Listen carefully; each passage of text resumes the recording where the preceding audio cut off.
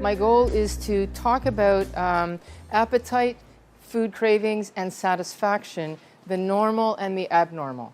And I want to talk about the normal because Sandra's talking about food addiction and you know who you are. And if you're sitting there going, I'm not really sure if I fit into this category, just by virtue of living in the 21st century, you fit into this category, even if it's at the extreme end of a normal eater who's caught in the toxic food environment that we're in today.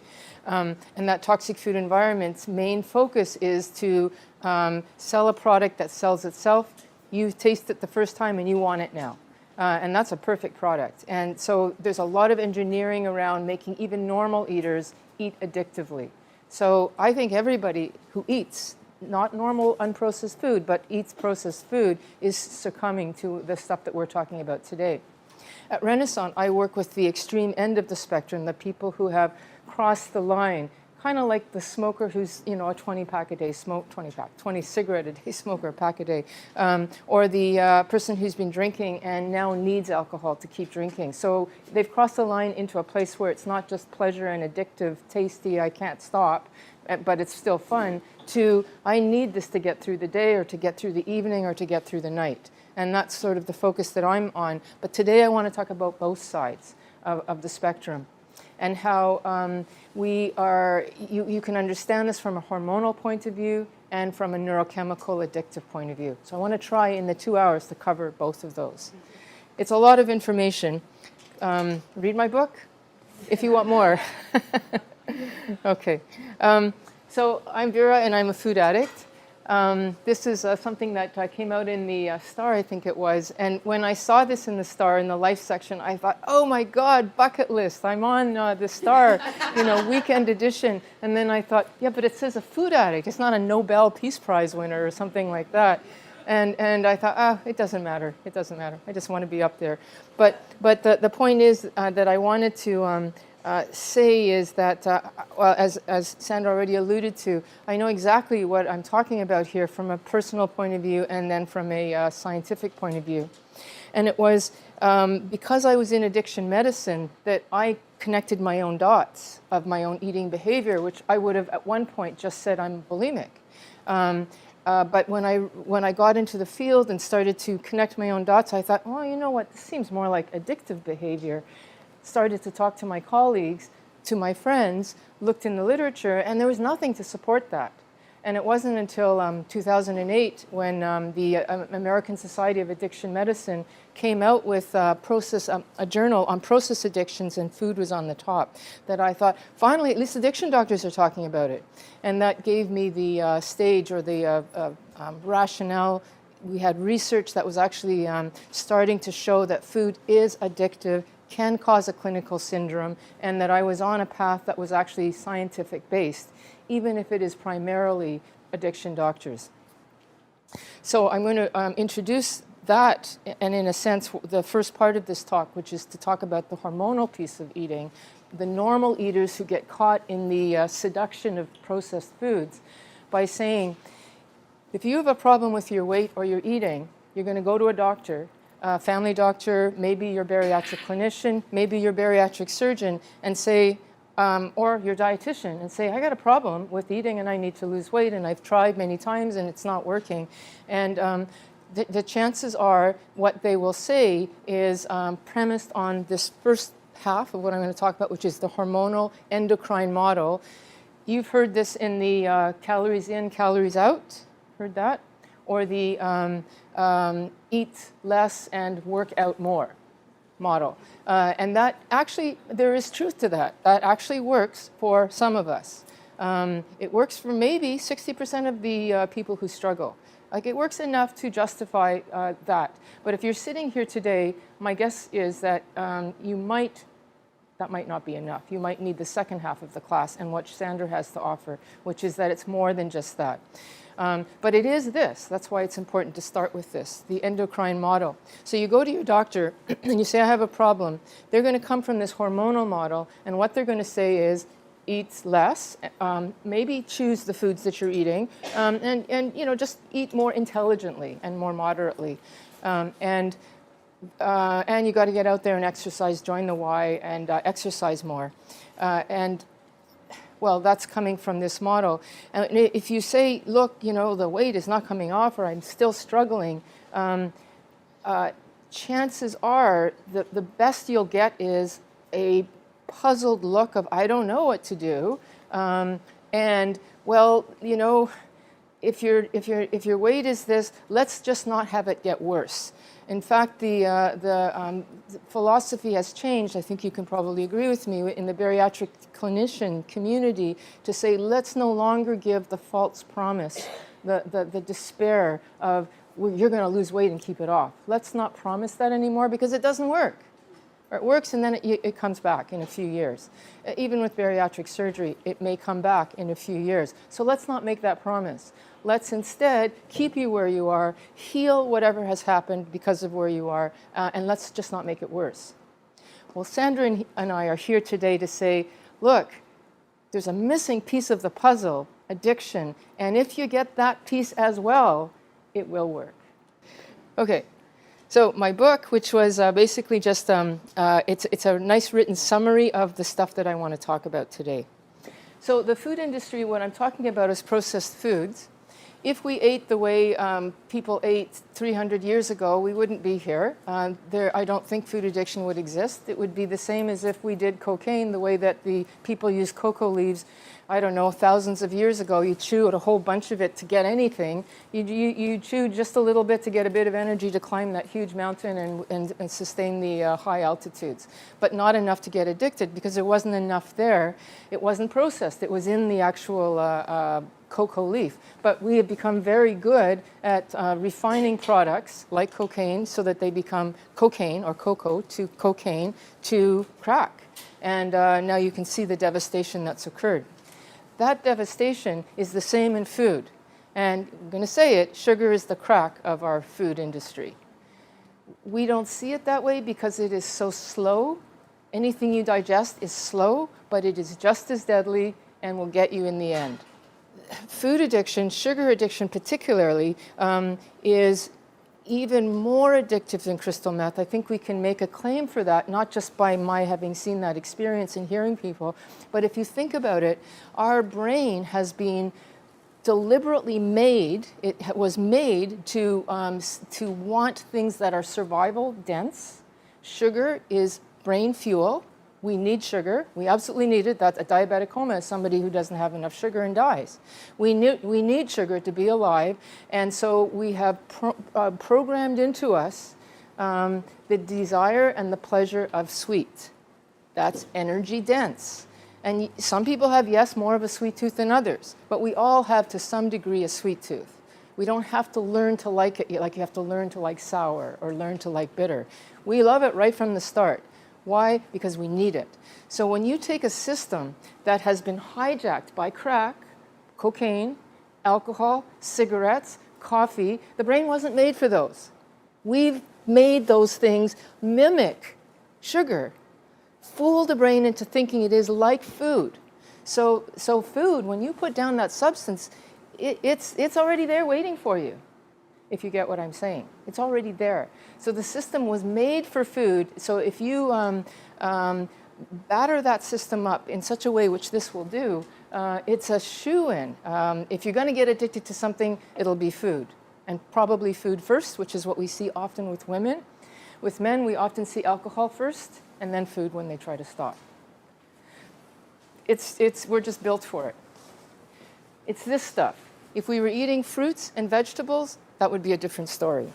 So what is it that this stuff is doing? Well, it's creating an obesity crisis. I would prefer, because if you say this is an obesity crisis, so the darker the red is, the higher the BMI.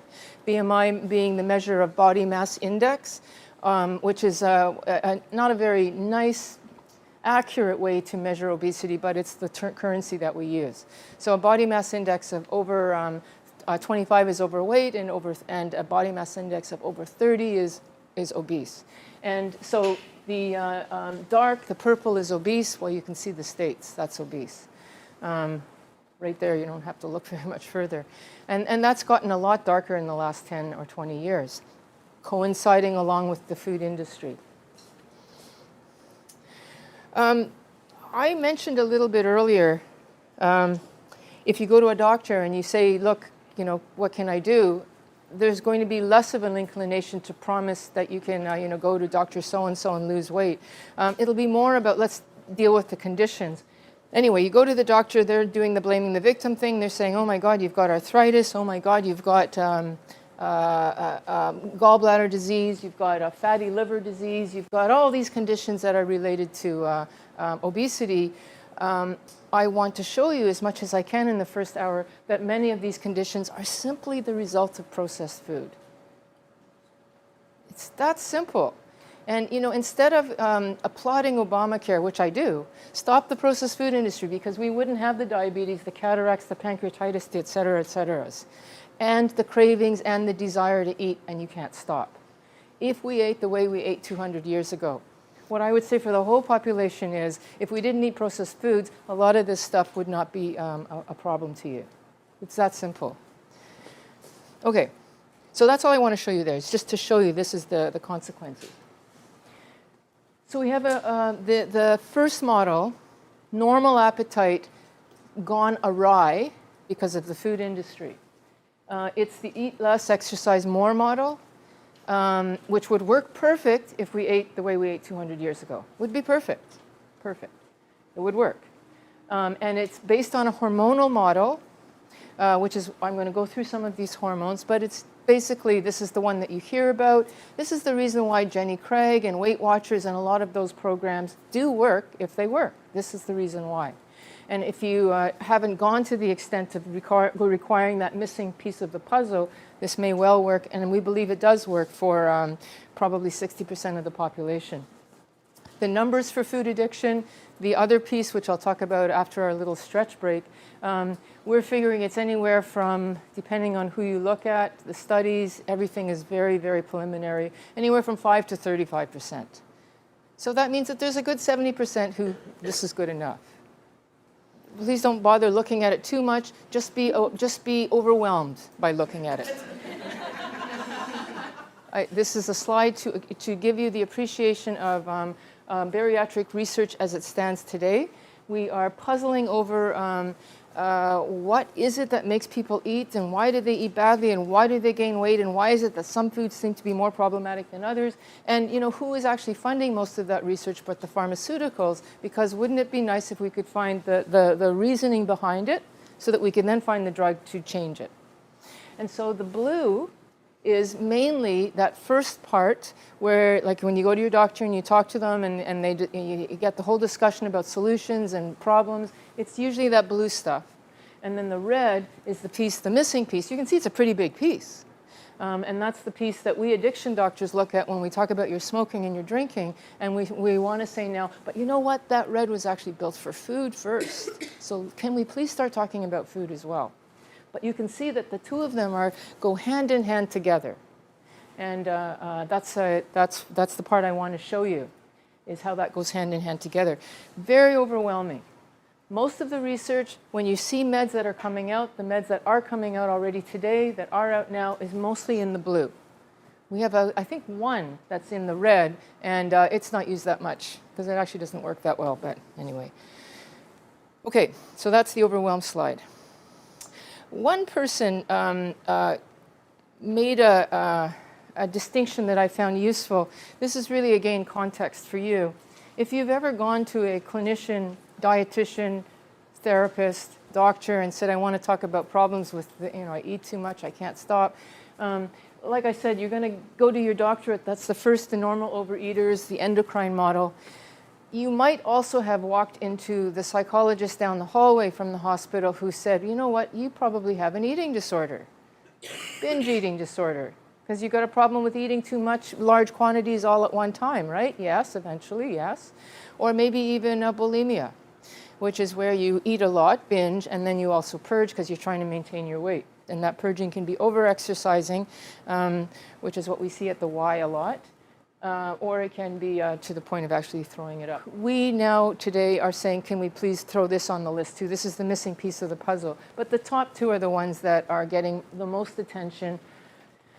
So that line that I showed you, the blue line, that first piece, the prevalent medical opinion, you go to a bariatric surgeon, you go to a bariatric clinician, you go to your dietitian down the street to talk about your diabetes, or you just want to go to a nutritionist and talk about weight loss. They're talking about this yellow at the top. And so that's the exercise more, eat less model. And I want to show you why that is true to the degree that it is. And it's based on these hormones that I'm going to look at. There are actually more than that. You saw how complicated and overwhelming that slide was, but I'm just going to stick with probably the first three, because that's 80% of the problem, or the understanding. These hormones, so ghrelin, insulin, leptin are the three that I really want to focus on. By way of talking about those, I want to introduce to you this concept. Hunger scale. So normal here, not hungry at all. Hungry up here to full here it's kind of like Serenity in the addiction world. You know, you want to be happy, you want to be sad, but you don't want to be really happy, you don't want to be really in the depths of despair. That's depression and that's addiction or potential. You want to be in the middle. So food sobriety, food serenity would be this. This would be where many of us would have been 200 years ago. You eat something, and then maybe 2 or 3 hours later, you get a bit hungry. Not like crazy hungry, just a bit. You're a bit peckish. A bit of coffee would do the trick. Get busy reading. You know you're going to be eating in an hour, so no problem, right? You can all relate to that. Now, if you have a problem with eating, you may have forgotten what that's like. But that is around the level of hunger that we want to be at. And then because we're not ravished and famished and starving, we'll eat to the point that we're full. And you know, you hear I think it's the French who say, you eat just to the point where you're not hungry, but you could eat more, but you won't. Have you heard that one? That would be, have you guys heard that? Yeah, that would be here. Not to the point where you're stuffed and you're hurting and all that kind of thing. Just enough to be full, and I could eat more, but I'm good, because I know I'm going to be eating again shortly. Don't worry about it. Okay, so that's perfect. If we ate the way we were supposed to eat 300 years ago, and if you were an alcoholic, if you drank what we actually say is, I'm not saying it's healthy, but many doctors do, like 1 drink a day, what they're premising that on is the amount of sugar, because what is alcohol but sugar? What they're premising it on is that amount of carbohydrate, sugar or flour or whatever it is enough that the body can metabolize and process without getting beat up. That would be probably equivalent to like a glass of wine a day if it's alcohol, or I don't know, 1 to 2 or 3 apples a day if you were just looking at the carbs. We're going to look first at the hormones, ghrelin and leptin. So I mentioned that 3, so it's 3 to 7, and 5 is just perfect. When your stomach starts to empty, you've eaten a meal, it's starting to empty around the 2 or 3 hour mark because you're not eating processed food. I mean, why is processed food such a problem? I mentioned earlier the cocoa leaf, which I'm not suggesting that's a good thing to do, but the reason why that was probably not addictive is as addictive as crack, or even a pill like Percocet compared to fentanyl patch, is because you get a huge amount of substance that you couldn't possibly eat all of that. There's no way, like the equivalency of a processed food candy bar is like 10 apples. I can't possibly eat 10 apples. And if I did, it would take a long time. I have to chew it, I have to digest it, I'm going to feel full, I'm going to have to space it out. The slowing down, the process of how quickly that goes through the brain and the amount that I can actually ingest make it less addictive potential. But if I can actually not inject it, because we have not figured out how to inject food, but we can drink it, pop. We can slurp it down with Slurpees. We can put it into coffee and put a ton of sugar in it. We're getting more than that 1 or 2 or 3 apples a day. If you're drinking anything where you're getting more than that, not only is it more that you couldn't possibly have, but it's also faster. And I can make anything addictive if I can make it more and fast. Okay, so ghrelin is the hunger hormone. Your stomach is emptying because you've eaten Brussels sprouts, and it takes a while to break down into the sugar or the carbs. You're just, you're a bit hungry, and by hour 4 or something like that, the stomach is empty and you're hungry. Perfect. You eat, and you've heard the statement, take 20 minutes to eat, and then you're full. You've heard that, right? Because that's premised on leptin. Leptin kicks in after 20 minutes. It's the stomach filling up, saying it's the break. You're not hungry anymore. Done. I'm full. And for those of you who have never known what full is like because you've already, lost it because you eat so much, or you've gone into that other realm where this is so quiet. Just imagine you're somewhere, you eat Brussels sprouts that are, nicely caramelized, and they're just delicious. And it's that first plate is delicious, but then, the third plate comes along and you don't want it anymore unless it's been sugared, right? Have you ever had that experience? This is really delicious, but I don't want it anymore. You really don't want it because the leptin is actually pretty powerful break. And if you ever find that you're full and you don't want it anymore, but you still want it because it's actually sugared, then you know that something else is happening. Okay, so the leptin and ghrelin is a nice feedback or mechanism where you want, and then when you have, you're full and you're good and it's all great. That's a perfect system, and that's where we want to be, the 3 to a 7. But how many of us have ever been here, extremely hungry? And so hungry that, if that person doesn't come and take my order, I will eat that person's food over there. They've left the table and it's just sitting there. Or you just get so irritable. What do we call that? Hangry. You get so irritable. This is not just a few pangs, and yes, I can wait. It would be nice if I could eat. This is like, I've got to eat or else. Here, and then when you do eat, you go all the way over here to the stuffed. Even when you're stuffed, this is the buffet experience. You're full, you're good, you go to put your plate away and you notice, oh, I haven't had that. Oh, or it's dessert, and suddenly you have room again. And so even though you're stuffed, you're still hungry, and that's when we know that there's something else besides the leptin and ghrelin. So we have something called insulin. Insulin is a hunger hormone, just like ghrelin, but it is our emergency hunger hormone. Why is it an emergency? Told you earlier on that sugar is the fuel for the brain. I need sugar. If I don't have sugar, anybody know what we call that? Hypoglycemia. So, you get that dizzy feeling, that foggy feeling, or that nodding off feeling at 11 o'clock because you've had a big breakfast and now you're like falling asleep. What's that? That's actually the sugar, the fuel going down, and you're starting to get less energy. And then eventually what happens is you become irritable and hungry. And that irritable hunger is like a red button. I've got to eat, and if she doesn't come, I'm going to eat whatever I have to, because if I don't eat, I'll die. Now, I really won't die because I don't have diabetes. But a person who has diabetes and some of the curbs, like I personally don't have diabetes, so I know that the worst that I'll get is very crabby, but I won't die. A diabetic will get very crabby, and then they'll actually get so altered that they look drunk. And then they get comatose, but before they get comatose and then die, they get very combative, like irrationally combative. Why? Because they're saving their life. This is not logical. I think I should go and get my... In fact, when they're at this stage, I've heard diabetics say to their partner, look, when you see me starting to get irritable and act kind of funny, I won't even know that I need to have my sugar, like a candy. You make me have something because I don't even have the capacity to know. I've lost my ability to know. The diabetic dogs, the dogs that help they can smell it because you think, well, why do you need that person? Because the dog is going to smell it to tell the person, oh, I better eat my candy because I don't even know that my sugar is dropping down that low. They're actually on their way to death. And we are not on our way to death if we're not diabetic, but we will feel like we are because the fuel is going down. So that's a hunger that is extremely irritable hunger because I'm trying to save my life. When you go to that place, you don't want to be there.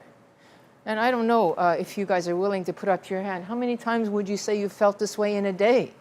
Anybody? Yeah, okay, a few people. I certainly would say that this is where I lived most of the time at one point. But what we really want to do is be here. Because if you're here, that's an indication that you're eating foods that a Brussels sprout is not going to put me here. It takes too long. By the time my sugar is down to here, it's 8 hours later. I probably will have eaten unless I'm at the airport or something and I can't get the food because you can't get food anymore there except, whatever. Then you're really hungry after 8 hours. But most of the time we eat, if we're eating well, before this happens. But this happens to a person who's eating processed food within 3 hours. It's like I need my fix. I need my cigarette and I need my muffin or my bagel or my popcorn or my whatever it is. Because we're moving into this realm here. So what's happening is insulin, hunger hormone. So I've given you the symptom. But what is the actual function of insulin? So insulin is a hormone that carries, it's called a transport molecule. It carries the sugar from the food that I eat that's been processed, it's gone through the liver, and now it's available to be carried to where the sugar goes. It goes to the brain, it goes to the muscle cells, and it goes to the fat cells. So it goes to the places that need fuel and then park the rest of it off into the fat cells. So insulin is the carrier molecule to take the sugar to where it's supposed to go, hopefully the brain. Because I'm only eating 1 or 2 or 3 apples a day, and that will use it up to where I need it. Now, if I eat more than 3 apples a day because I'm drinking a bottle of wine a day, or I'm eating a tub of Haagen-Dazs, or whatever, I don't want to get into it. We know what it is, cookies and all the rest of it. All that kind of stuff, then I've got to make a lot more insulin to get rid of all that sugar or deal with that sugar. Like it's a feedback mechanism. A lot of sugar, make more insulin to carry it to where it has to go. And let me know when it's 11. Do this. Okay. Okay, so make more sugar. Now, if it's at the 1 to 2 to 3 apples a day, it's a finely tuned system. Perfect. 3, just so much insulin, does what it needs to do, perfect.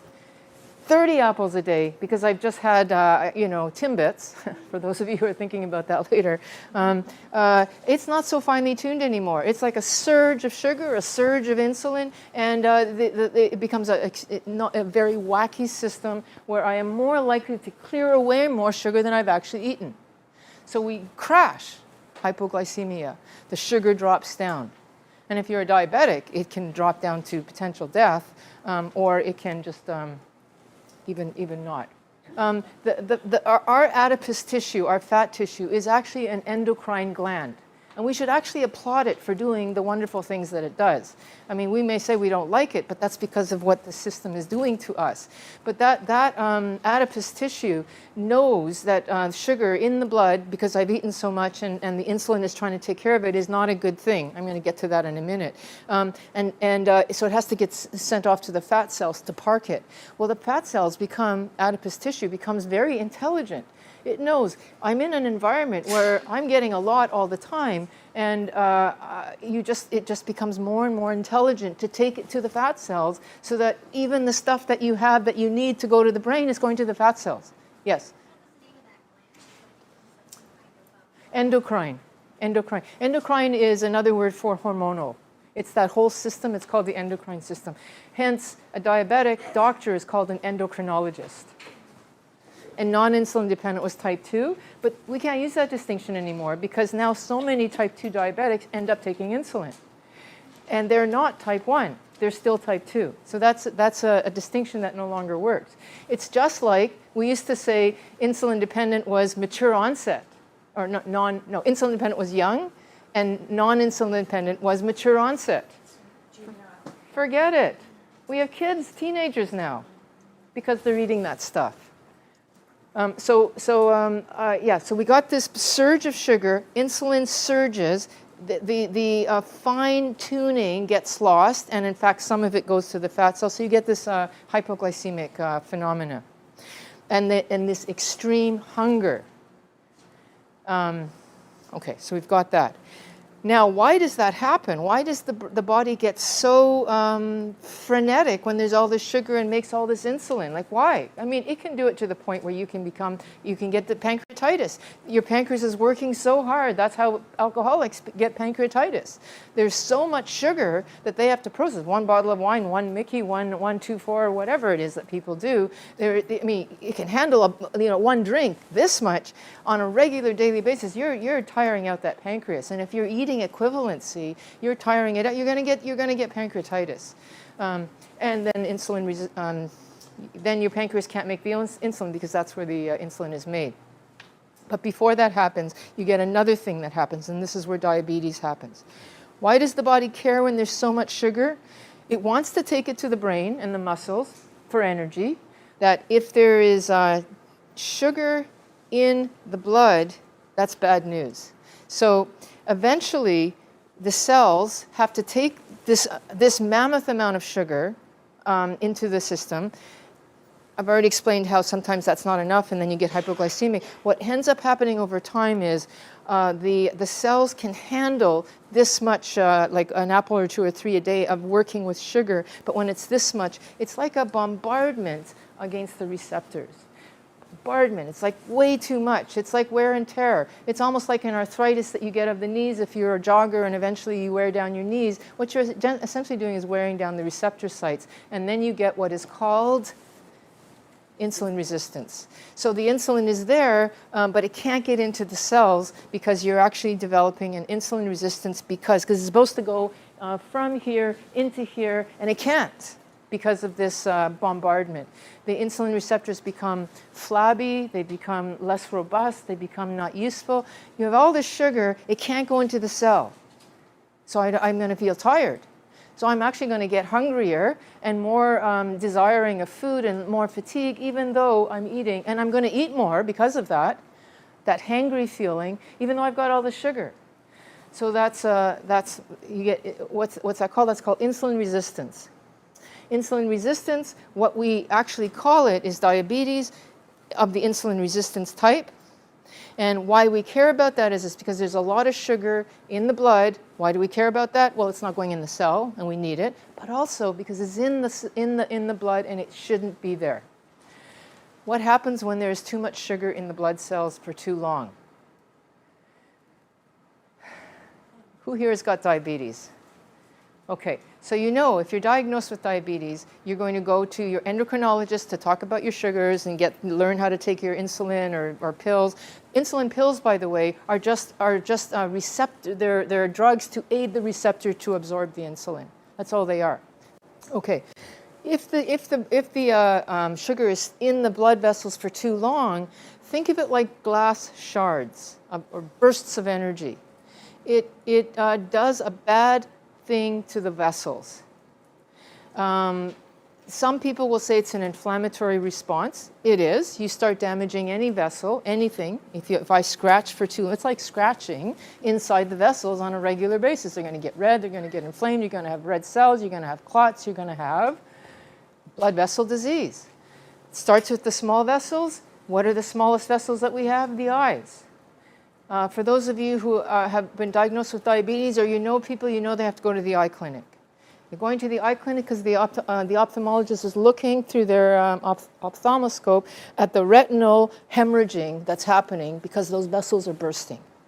So what do? I take a laser to zap that vessel so it stops bleeding, and stop that to stop bleeding. Now, what would be a better solution, by the way? Stop eating sugar. Stop eating sugar. Okay, anyway, do they say that? No. Okay, so you zap the vessels. So that diabetic eye clinic, eventually cataracts, eventually glaucoma, eventually blindness. This happens with diabetes. Another place where there are a lot of small vessels, the kidneys, where it's a kidney filtration system. That it goes through a lot of vessels so that whatever you drink eventually gets translated into urine, thanks to our kidneys and a whole vascular system, which starts to burst and break, and we get kidney failure. In other words, dialysis. Eventually. So the leading cause of adult dialysis, the need for dialysis, kidney failure, need for dialysis, the leading cause of adult blindness, diabetes. People have to go to the foot clinic because the vessels, the small vessels of the toes, you get a little ulcer. It's not feeding the nerves. You get what's called neuropathy. You feel numbness. You don't notice. The same thing that happens with alcohol, by the way. Why? Because alcohol is sugar. So you get basically alcohol neuropathy or diabetic neuropathy, same thing. Which means you can't feel when you bang your toe. You twist it. You get a little ulcer. There's a little stone in there or something like that. Or you scratch yourself or you're cutting a little, whatever it is. You don't notice it. There's not as many vessels going to heal wounds. So you get a wound that doesn't heal and becomes an ulcer, diabetic ulcer. Once you got one of those, it takes a long time to heal. And if you're not careful, guess what? Eventually you get necrotic tissue and amputation. All these things. Why? Because of excess sugar in the blood. So it's not good. Having sugar in the wrong place is a bad thing. It means that I'm not getting it where I need it, so I'm tired and hungry and unsatisfied, and I'm getting sicker. So what does the body do? I've just said that the adipose tissue, fat cells, which we actually should applaud and say, wow, thank you. It's actually a wonderful thing. If we were to eat 2 to 3 apples a day, or something like that, and you know, in the summer, like, we're really animals. This is like, you know, a paleo environment. We eat a lot in the summer, put on a little bit of weight, and after winter time comes, there's not as much of the carbs. You're eating more fats and proteins and not so many carbs because they're not growing anymore. You know, we weren't designed to live in the environment that we live in today. And so then you lose that weight. That kind of weight is called subcutaneous fat. And it's the fat that you get your boobs, your arms, your face, your butt, your legs. It's the excess, I guess it's like the feast or famine thing. And that kind of weight is actually considered very healthy. Hallelujah.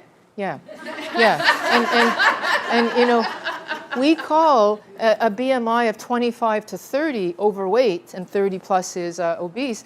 A BMI of 25 to 30, those people actually live longer than people who are normal weight or underweight. They're actually slightly healthier. So that's the subcutaneous fat. That's not the, and that's where we can applaud our adipose tissue as a smart endocrine gland. But what we see is this. So you recognize this. Oh, okay. Okay, wow. Oh yeah, that's fine. This is good. Okay. This is a different type of weight. This is not subcutaneous fat. This is not the stuff on your face and your butt and your legs. I guess it's the pear shape versus the apple. This is the apple here. The weight that is in the gut. Where do we see this most? Beer bellies. What is beer made of? Sugar. Where do we see this most? Candy bellies, wheat belly, bread belly. You've seen the book Wheat Belly by William Davis. Yeah, I mean, these guys are all writing about the same stuff in different ways. What's happening here is this is a type of obesity called visceral obesity. And it too is doing us a favor. So we got this here. This is the subcutaneous that's everywhere. And then we've got this type of obesity here that is called visceral obesity. So we have all this sugar that has to be parked somewhere because otherwise it's going to go to the eyes and the feet and all those places and kill us fairly quickly. So what does it do? It goes here to park it away and get it out of the way, at least temporarily. I like to say that this is like our toxic waste. You know, and it's actually good, thank you, because it's not in my eyes, it's not in my feet, it's not in my kidneys. However, it's not good there either. So that visceral fat is there, and if I see somebody, and you know, you see these guys all the time, they're skinny except for the belly, and they can eat anything, and they say, oh, I can eat anything, and you know, I don't gain weight, except this belly that's slowly starting to come up. And you can, if you want to be a little bit malicious or revengeful, you can be thinking, that belly is an indication that that's what's happening inside your vessels. This is the stuff that gets, you've heard the term fatty liver, which we mainly hear about with alcohol, well, but there is a fatty liver that's occurring because of alcohol and also non-alcoholic fatty liver. Same process, it's because of the fructose, the fruit, the excess fruit in the alcohol or in the food, or like, high fructose corn syrup like pop and candies and all the stuff, all the processed food that we're eating now is excess fructose. It's all this stuff going here, parking temporarily to get out of the way of where it's not helping me process and feel energetic, but it's at least not causing immediate damage. But when we see this, like I said, I know that person's got high triglycerides, which are high fats in the blood cells. I know that person has got high cholesterol of the bad kind. I know that person, because of the fatty deposits in the blood vessels, probably has or will have high blood pressure.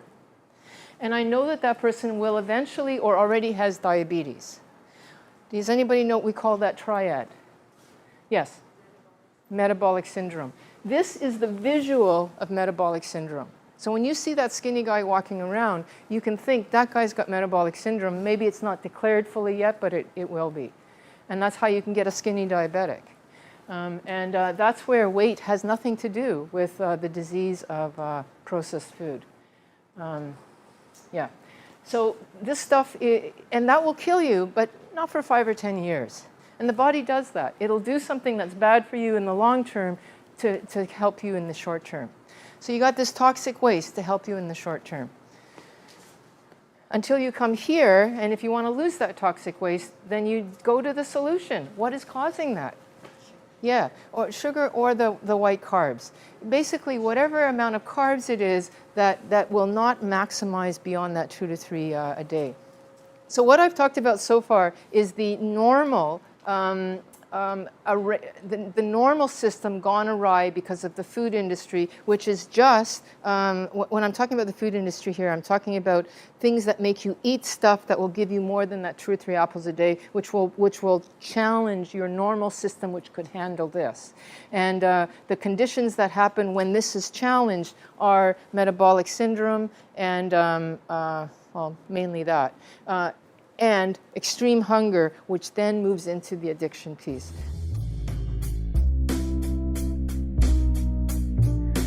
I conspire in my desire. I am waiting and on fire. When you're with me, that's when I'm free. I'm an ember. So I finished the first part talking about the hormonal piece, which in a way is like saying normal gone awry because of the toxic food industry and the body's attempt to kind of fix things, at least in the short term. And that's what's happened. Now, what happens when, that would be like this. You say no, and you'll have a few more. But then if you go here, something else is happening. Because this person is hangry, right? This is at the extremes. And they're eating far too much, and something else is happening. They're eating like that even when they're full. They're eating like that even when they're full, so they have to throw up, and then it's like to relieve the pressure. And as soon as that pressure is gone, it's like, oh, I can eat again. And so the cycle continues and continues and continues. And you go to a doctor's office and you say, well, you've got bulimia. And you may well have bulimia, but you may also have food addiction. I had at the top, there was the Ghrelin, insulin, leptin, cortisol, and then there was the second line. And it's that second line, that red line underneath when we saw the picture of the brain, and it was the underneath line. That's the reward pathway line, and that's the piece that I want to talk about now. This is the part that I'm saying is the missing piece that we've been missing in the whole understanding of food and abnormal eating. This is the piece that is not normal eating gone array. This is the piece where, like the diabetic, when the person has had so much exposure to sugar that their receptors have become less robust and less flabby. Think about a diabetic who has that condition. They now have what's called insulin-resistant diabetes. They go to a doctor, they get treated, the sugars are normal now, they're all good. Are they still a diabetic? Or are they now normal? How many people would say they're still a diabetic? Okay, and how many would say, no, they're normal, their sugars are normal?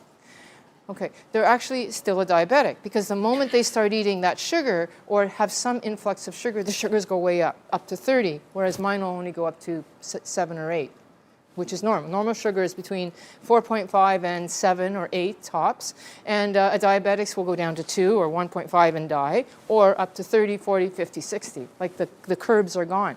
So once the person's become a diabetic, those receptors have been basically battered down. You can, through medication, through a proper diet, get their sugars back down to 5 or 7, but the moment you throw them into a bad food environment, the sugars are gone again, right? So they're still a diabetic even though they look like they're not. And similarly with here, what's happening is you can have a normal system of pleasure of eating, and then that can get also beaten down. And that's what I want to talk about now is, I've talked about the normal piece, now I want to talk about appetite and satiety in the other piece, the piece that we haven't been looking at, and how that can get beaten down so that you can end up on this end of the spectrum. The shut-in who won't go out anymore because all they can focus on is their food. How can that happen? Very, very simply, sadly. Okay, so what's happening there is, here is that red line, there is this piece here. And the two, the hormone and this piece, are connected, but let me tell you about this piece first. This here is what we call the reward pathway. This thing here is called the nucleus accumbens. It's like our pleasure button. And it is there, it is our motivator, it's in the instinctual part of our brain, our non-thinking part of our brain, because our thinking part is up there, that's where our willpower is as well. This is the under the radar motivational part of our brain. This is the reason why I get up in the morning. If for some reason there's something wrong with this, I don't want to get up. I don't even want to save my life. I don't want to do anything. This is the quick fix part of us. This is the motivator. If there's something wrong with this, we're not motivated, we don't do anything. If you're depressed, it's because you don't want to do anything. I like people, but I don't really like them. Not today. I should get up, but I don't want to. I know this book, I like the book, but I don't want to. I don't want to. That's this piece here. You get up, you want to do stuff, you're excited, there's nothing to do, but you want to do it. That's this here. And it's programmed to fire up with positive things to keep us alive, and it's programmed to make distasteful things that are dangerous. So I don't want to eat rotten eggs, smelly eggs, or rotting fruit, or something bad, sour milk, because it's bad for me. So I will feel adverse to it. I certainly won't have the pleasure of it. I'll feel adverse to it because it's negative, it's dangerous. And I will lean into sugar because it's energy dense. And I will lean into social engagement because we are social creatures. I will lean into the desire to know what's happening in the world because that's what gets me up hunting and gathering. Otherwise, I would just stay at home and in my nest all day. So these are natural things that drugs and alcohol will hijack. They'll hijack because they'll make me think that I'm getting more of those natural things all at once. And you've seen the picture of the lever, the rat that pushes the lever, and it'll choose the lever, and it'll get the zap of pleasure over the normal stuff. Have you seen that? Why? Because, like I said earlier, this system was built for food. It was built for sex, because that's procreation, keeps the human species going. It was built for love and connection, because that keeps the human beings going. It was built for all these things. And what happens with drugs and alcohols is they just hijack it. Yes? Nucleus accumbens. Nucleus accumbens is the module of nerves that acts like the pleasure button. And behind the scenes of that nucleus accumbens are 3 neurochemicals that give you that zap of pleasure. 3 neurochemicals. First one, dopamine. Dopamine, this is natural motivation. Dopamine is the neurochemical that makes me want to get up and do something. It makes me want. You open up the fridge and say, what do I want? That's dopamine. You don't even know what you want. You don't care. You just want. That's dopamine. How about you don't really want it, but you want it anyway? Have you ever had that experience? I can tell you that is the third thing a crack addict will say. They will say, I don't want this. I hate this stuff. And yet they still want it. Because what is cocaine and crack? It's essentially the more, and alcohol, if it gets to that point, it's essentially you're just taking in more substances, giving you more dopamine. So the more you take to scratch the itch, the more you want it. And I don't know for you, but I can certainly relate to this in the sense of I've been in a situation where I'm eating so much that I don't even taste what I'm eating because I'm just thinking about what I'm going to eat next. That's dopamine. You're riding on dopamine. You don't even feel what's happening. That's another neurochemical. Dopamine is the neurochemical that is I want. So when you feel want, it's dopamine. I want to know if I'm going to win. I really want to know if I'm going to win. That's gambling. Like I really want to know, or I'm going to lose.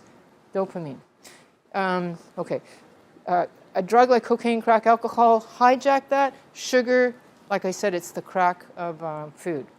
It is the immediate zap of dopamine. So 1 to 3 apples a day, perfect. That's, I want to have a meal, it's good, it's all good.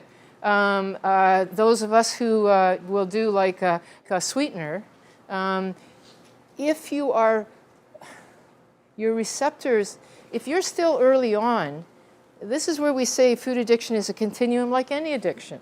Like, you know, everybody gets drunk if they have 1 or 2 drinks a day. And then, you know, you move to this stage where you're drinking a little bit too much, but you could stop. And then at some point, you're no longer drinking because it's good, but because you don't want to feel bad. And by here, you're drinking only because if you don't, you're in trouble. And similarly, that happens with food. So if you're at a place where you're still early on, the anticipation of sweet may not trigger the dopamine enough that it will start up a whole phenomena. And you might be able to get away with that as a bridge to quitting sugar, or you might be able to stop there. But if you're at this stage where even the slight flare-up of dopamine sets up the whole thing, then you're in trouble. In other words, it wouldn't work. So it depends on where you are in the spectrum. Now, I'm going to explain what happens with the receptors. Dopamine, have you ever heard of the idea of I'm allergic to my drug, like I'm allergic to alcohol? Or we talk about it a lot in the addiction field. You're allergic to alcohol. I mean, you're not really allergic to it, and you don't really get red. Some people will get the red face and the flushed and the hives, but that's actually quite a rare phenomena. But you do have an allergic type reaction, and what we mean by that is the term hypersensitivity. I have a hypersensitivity. My dopamine is so fragile that just like the diabetic, just a little bit of sugar and my sugars are 30. Well, they weren't for the other guy. They're still 6. Why is he 6 and he's 30? Because he's diabetic. So there's something about just one will flare up, make your sugars essentially go into 30, but it's not in the brain sugar. It's dopamine. It's like it flares up to 30, if you want to call it that, and you have the sensation that we call the phenomena of craving. 1 will make me want 20. Why 1? Why is 1 just not enough? It would be enough if it was a person where it was a normal system. But if you've moved into that allergic hypersensitive response, 1 makes you have more dopamine. What is dopamine? I want. I want. Or craving. That's what we mean when we say craving. When you have a craving, what does craving translate to? I want. So you have a hypersensitivity that 1 will set off the phenomena of craving. That's why we say to an alcoholic, don't have, if you have 1, you'll want more. You get drunk on the first one. Well, you don't really get drunk on the first one, but you want more, and so you just keep drinking because you can't stop at 1. And that happens with food too. And if the saccharin does that, you can't have it. But you might not be that far along the line. That's the thing.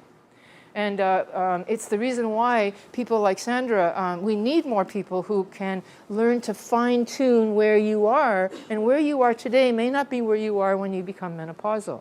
Like it's a really, you can do what we do at Renaissance, which is just be super safe and cut everything, cut out all the trigger foods, or you can work with where you are as long as you're very cautious.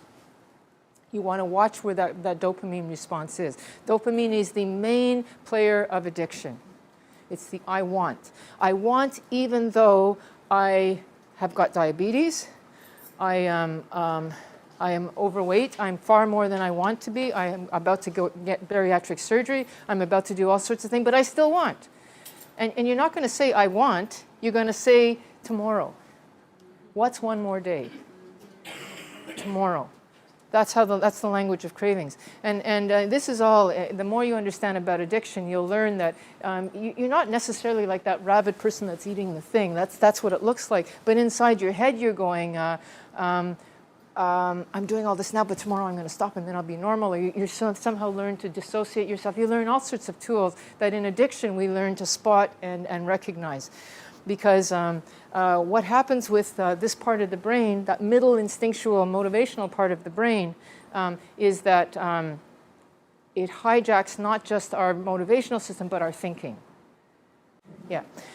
Willpower, the desire to say no only works when that want is quieter, less. Like if we think of it as, sometimes people say the food is loud, the desire is loud. That means that it's like a 7 or 8 out of 10. Willpower is toast. Willpower, it works when it's 3 or 4.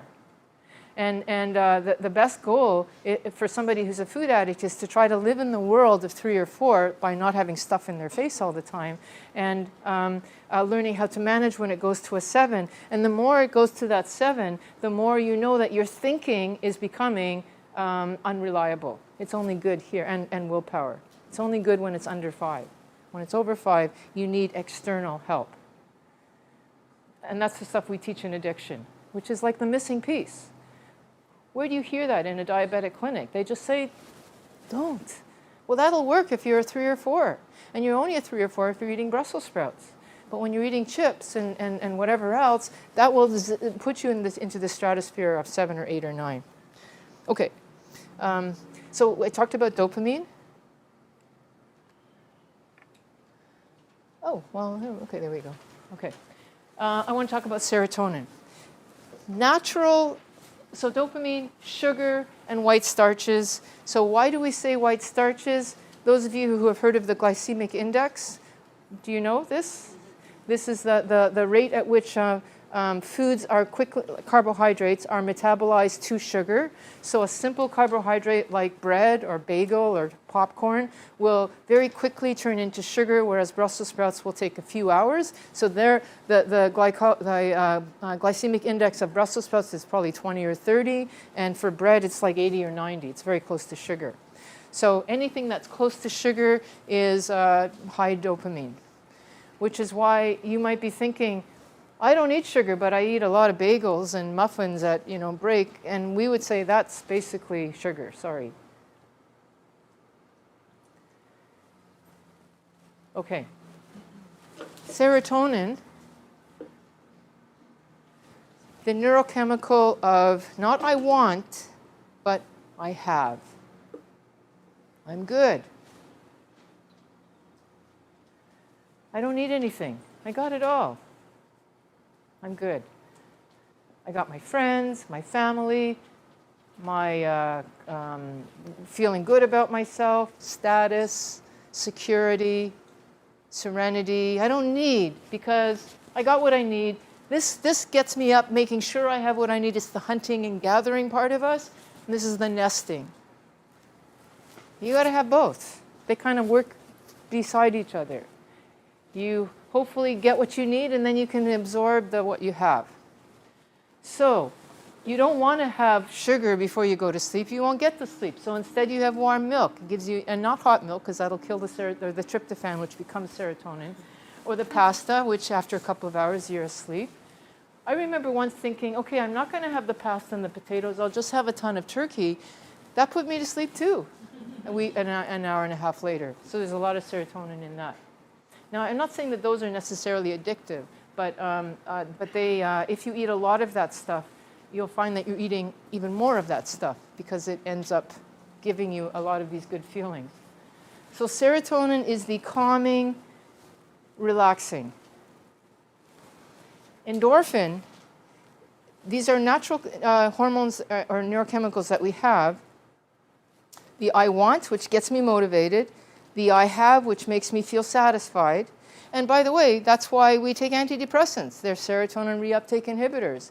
They're not like, oh, I am feeling great about myself. They're, I'm good, I'm social, I'm fine, I'm safe, people like me, I'm good. That's at least the theory, right? That's serotonin. Endorphin, that's the neurochemical that when I am hurt, it's my own pain relief. It's like my own personal stash of Tylenol or codeine or OxyContin or morphine or fentanyl. It's my own natural. So if I'm running, I'm in the nest, happy, in my tribe, go out, and then somewhere out there, you know, there's predators out there. I get hurt. This will make me feel strong and good, and I won't feel any pain. I don't feel physical pain. I don't feel mental pain. I'm good until I get home. And then it hurts the next day. And it's just enough to get me through the day. So this is almost like the I feel numb. I want, I have, I'm numb. Foods, endorphins, well, natural food, or natural behavior, laughter. We laugh at bad things. We don't laugh at good things. You did a great job. Ha ha ha ha. Nobody laughs at that. You laugh because they did a terrible job. Oh my God, that was so bad. Okay, endorphins.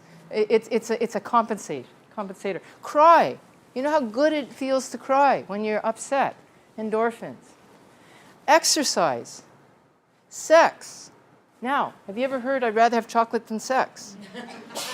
It's endorphins, substitution. Dairy, people who like dairy. Spices. Any kind of painful behavior. Why do people do tattoos? Why do people cut and burn themselves? Endorphins, opiates, like the fentanyls and the heroin and all that sort of stuff. Alcohol gets all three of these. And food, sugar, all three. And why? Alcohol is sugar. It's a shoo-in.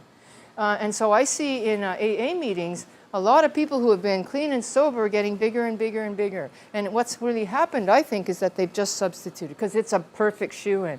But it doesn't, you don't have to be just an alcoholic. A cocaine user is a lot of dopamine and serotonin. So alcohol is often a solution, and food is often a solution. Crystal meth, dopamine, and sugar, so they go crazy on the sugar. But there are people who do like a lot of spices, and my guess is that they're getting a bit of an endorphin thing. Like they'll say, yes, it does hurt, but there's something I like about it. Yeah, you know, yeah. Oh, what did you say? It's a rush. That's it. That's the endorphin. That's it. You got it right there. So good. Huh? It hurts so good. Yeah, there you go. It hurts so. I want to thank you. That is endorphins. It hurts so good. Perfect. And why do we have that? It's a compensation for us as natural animals. So food can really tap into this. Now, how does this fit with the hormonal piece? The hormonal piece. Remember, I had the top. I'm sorry, I don't have the slide. So we have the insulin, the Ghrelin, the leptin, and then we have at the bottom the dopamine and serotonin and endorphins. We know that Ghrelin to some degree, but insulin to a bigger degree, has a direct hook to dopamine. Why?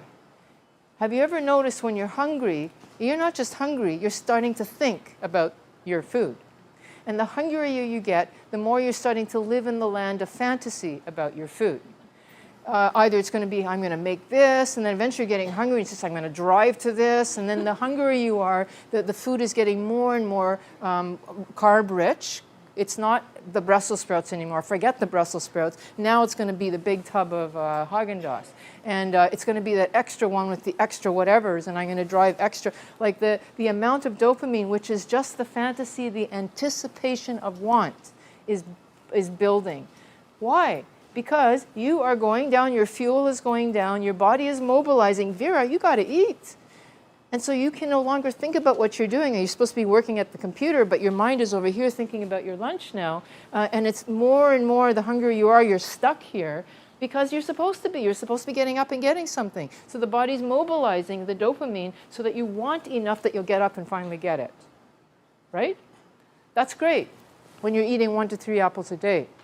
But if you're in this broken system down here, where even the slightest twinge of want sets the whole thing up, you want that tub of Haagen-Dazs, but now you want 10 of them because you've started that whole system. I don't have a problem with fats as long as they're not with sugars. Fat, like salt, there's a real debate amongst the food addiction people that that's actually addictive. What it is a wonderful medium for sugar. Like how many people, I know that a lot of you are going to say, yes, I can, but how many people could really just eat a bowl of sugar? Probably not. But if you put fat in that and a little bit of milk, what do we call that? Ice cream, a slush. I can do a lot of that. If you put salt in that, what do we call that? I don't know, like some kind of wings, barbecue wings, a little bit of protein, a ton of fat, and a ton of salt. They're wonderful mediums for sugar, but they in and of themselves, I personally think that we would be able to regulate ourselves well enough that we wouldn't eat too much of just, like I don't know how many people will just eat a tub of butter. There might be some, but not likely. But you put a bit of sugar in that, and yes, I'm good for it. What do we call that? That's Croissant. a croissant. That's called icing. Yeah, icing. Icing compared to a thing of butter. Yeah. So like really, there we go. Okay. So where?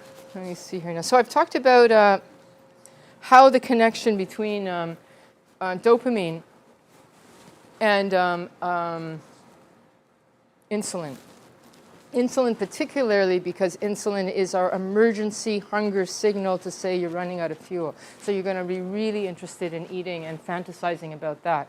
And you know, just to sort of tie in what I said, that if you have gone to a place where your dopamine receptors, and this will happen with any addiction, have become challenged, instead of the desire of this, you're up to here, then a little bit will flare it all up. Now let me just put that into context. I'm just going to give you a bunch of numbers, and the numbers are actually not really, it's the comparison that's important. In normal life, we need to have a dopamine of somewhere between 0 and 200. And 100 is like normal getting up and, you know, what's going to happen today. And, you know, 150, 160 is I'm going to do something exciting today. I'm going to go and shopping and buy something, buy the latest Apple computer. I like electronics, so that's going to give me 150. I'm going to get an award tonight. That's maybe it will give me a 200. So I'm going to be very motivated to get that. But I'm not going to go over 200 unless I gambling and internet gaming and things where it's normal, but you get more of. Even though it's not a substance that you're putting inside of you, will make me even more motivated to do something. So that's 0 to 200. When it moves into the 300, it's like that apple or 3 a day. You can live in that, it's like the supernatural world. This is natural, this is a supernatural world. But not for long, because it's like the diabetic who's the person who's eating a lot of sugar. Those receptors are getting rattled and you know, becoming less and less robust. When you're doing something like cocaine or crack, it's 400, and if it's crystal meth, it's like 800. And that's why it takes only a year for that person to become toast.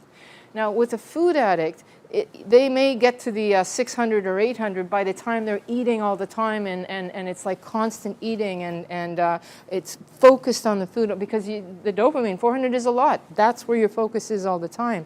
That might take a while, but eventually that happens too. But that might happen in a few years rather than in 8 months, if you get what I'm saying. And then once you're there, so how do you know that you're into this section? The dopamine receptors are less robust now, and you're eating now, not because of the pleasure, but because if you stop eating, you're going to feel worse. It's, instead of positive reinforcement, it's called negative reinforcement. And then when you're into that, that's when it's like, if I don't use, I'll feel worse, so I have to keep using, so now I need it. And then that's what we call addiction, yes. So you're talking about the levels of dopamine.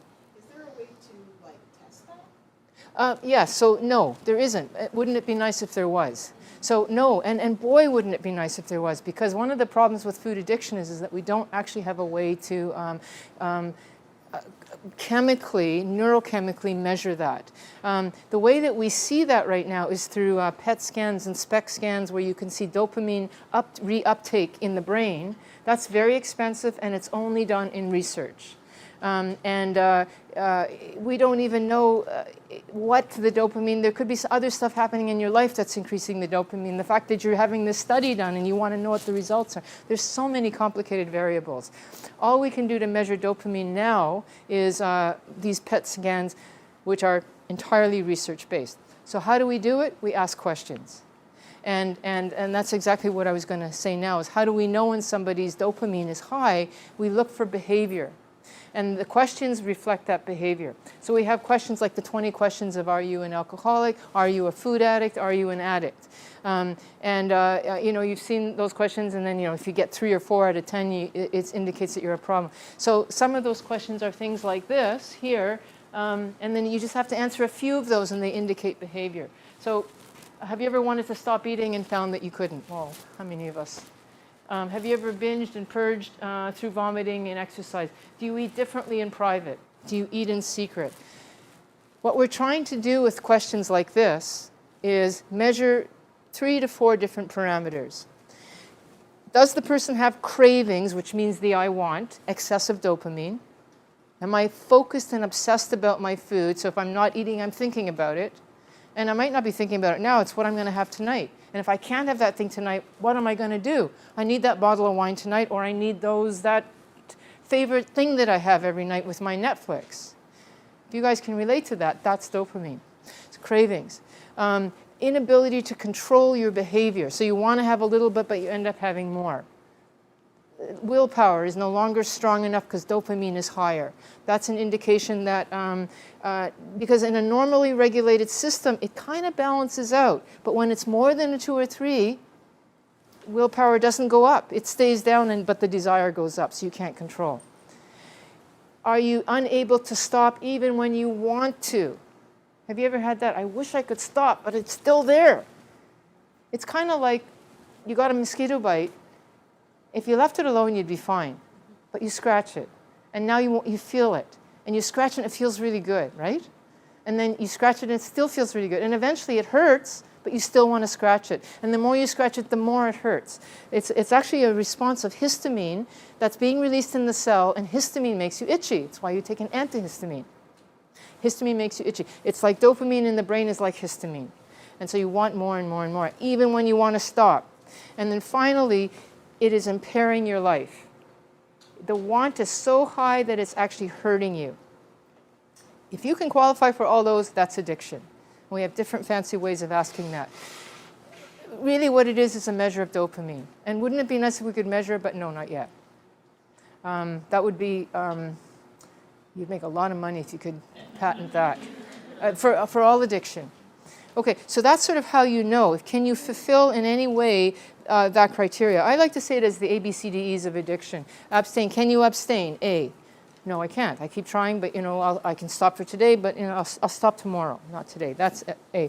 B. Can you control your behavior? No. C. Do you have cravings? Yes, lots of cravings.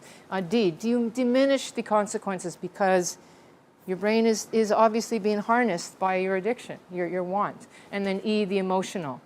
Somebody wanted me to talk about the emotions. When you talk about addiction, we'll have time to talk about treatment. When you talk about addiction, think of it this way. It's excess dopamine, essentially, and also the serotonin and the endorphins, but it's mainly dopamine. At least that's what we're studying now. When you don't have very much dopamine, that's depression. It's the same area of the brain. It's the same phenomena. One is a deficiency and deficit, and one is an excess. Now, I have a way to excess by eating, drinking, using drugs. When I stop those, by the way, if I've habituated now to 400 or 800, like the 1 to 2 or 3, but it's actually 10, when I stop, I still want 10. It takes about a month or so to recalibrate. In the meantime, I'm a deficit of not minus 200, that's normal, minus 400, minus 800. I am hurting bad. That's why you want to use just so that you don't go to the minus 800. That. So anyway, I don't know why I went to there, but that's the explanation behind the addiction.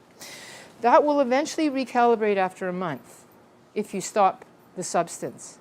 Because the brain, it does change itself. And so when you're up there using a lot, you want that, and now you need that. And then when you stop, you're going to hurt for a month, and then you go down here, and then you're going to eventually come back to here. Treatment. You can, if you are in that 40 to 60% who have not gone over here, be able to, remember I said the Robert Lustig carboholic thing, if you can regulate the hormones, get everything back, the desire to eat everything, you can kind of get it all back and you're good, you're fine. So you'll be able to have maybe a piece of cake on your birthday, on the weekend, a little bit, because you've got enough, your receptors are still robust enough. You're still okay. You haven't really gone over here.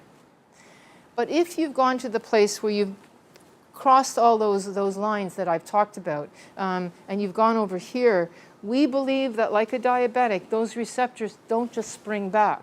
You are now a functional diabetic, if I can use that term. You're a functional, normal-looking eater, but you're not. You're a food addict, or you're a sugar addict. You have a hypersensitivity that is no longer able to just spring back like it could before. So what we say is, you can't ever think, I'm going to just have a chocolate once in a while. Because I know that I'll have an allergic response, a hypersensitive flare-up of dopamine. No more sugar. No, in other words, no moderation. And this is where we take sides from the bariatric clinicians and the food eating disorder specialists, the 1 and 2. And we say there's a third. If you fit into this end stage, you cannot moderate. It will actually just set up the phenomena of craving, and you're going to be back to wanting. So if you're in that third, there are 2 things you want to do. You want to get into an environment where you stop taking the substance, get rid of the problem, and so that 800 will slip back down to the normal 0 to 200 of life. And that takes about a month. So we have programs like Renaissance, or if it's a drug or alcohol, and that's why we lock people up for 3 to 4 weeks. Because you're in a minus 400. Willpower can handle minus 200. It can't handle minus 400, minus 800. You're going to be going nuts. So we lock people up, literally. If you go out, it's not literally locked up, but it's almost. And we're suggesting that might be necessary for food as well. Or you can do something in the community where you impose artificial boundaries to protect yourself in that 4 to 8 weeks until you are kind of back to normal 0 to 200. And then you've got to learn how to make sure you don't re-engage the whole phenomena by having a little bit. So you could say, okay, I just won't have any more. I can tell you that the biggest reason for relapse, and this is for all of the, there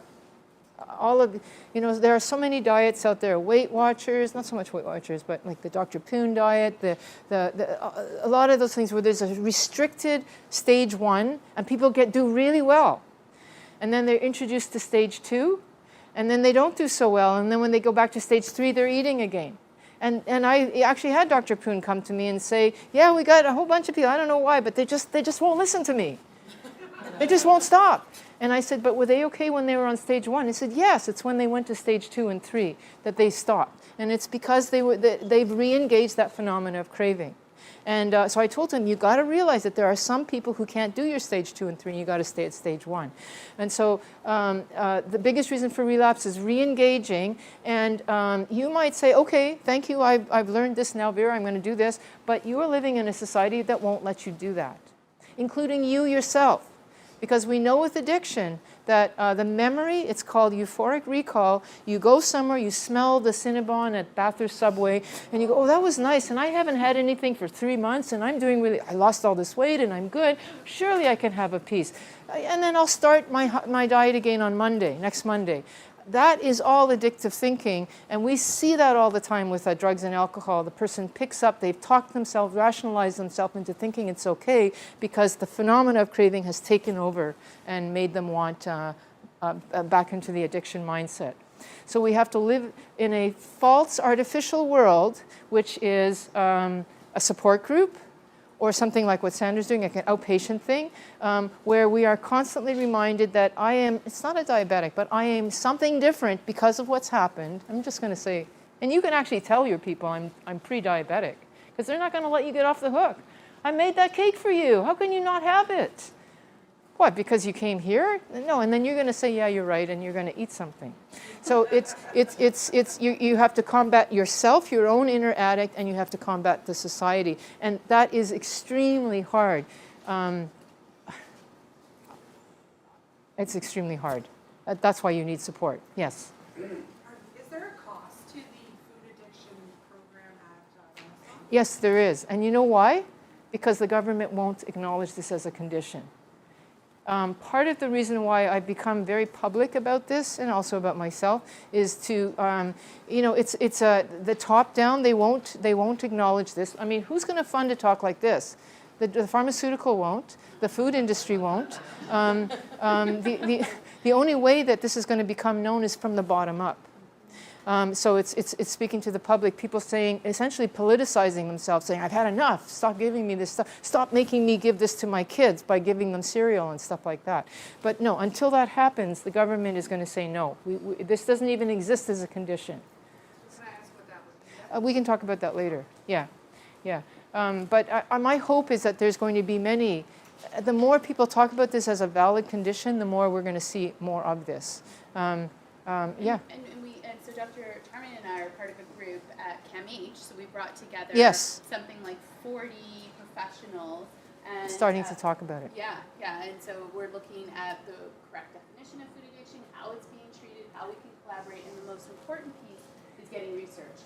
Because with the research that proves that this works, then we'll finally get the attention from the government and healthcare providers. Yeah, and there is something about the bottom up that is working, because the whole marijuana thing, there's an example of the top notch did not want this. They still don't want it. I'm a doctor. I'm horrified by this.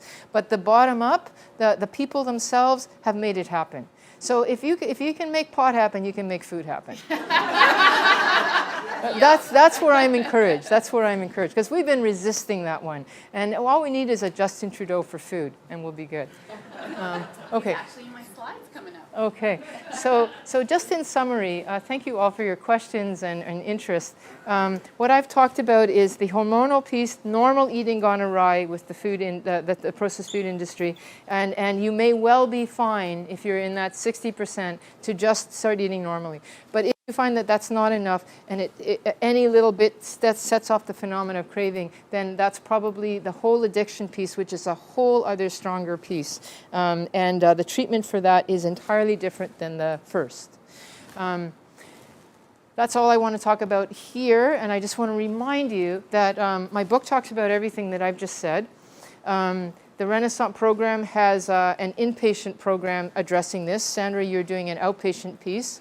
And finally, Robert Lustig and Nicole Avina, she's like I said, the one that did the rat research that shows that rats will choose sugar over cocaine. They are coming September 16th, downtown Toronto, to talk about food addiction. And it's all part of making this whole thing public. So please join us in the fight. Yes? Can you repeat those names? Sorry, Robert Lustig. I've got your email, and if you don't mind, I'll send you the information. Yeah. Yes, I will send you that, and I'd really like it if you came, because I mean, they're coming because they both wrote books and it's their book tour. But we want them to come because they're great people. They're leaders and they're politicians. It's like this is the person who's political. That's my last thing. The person who's political. Thank you all for coming. Okay.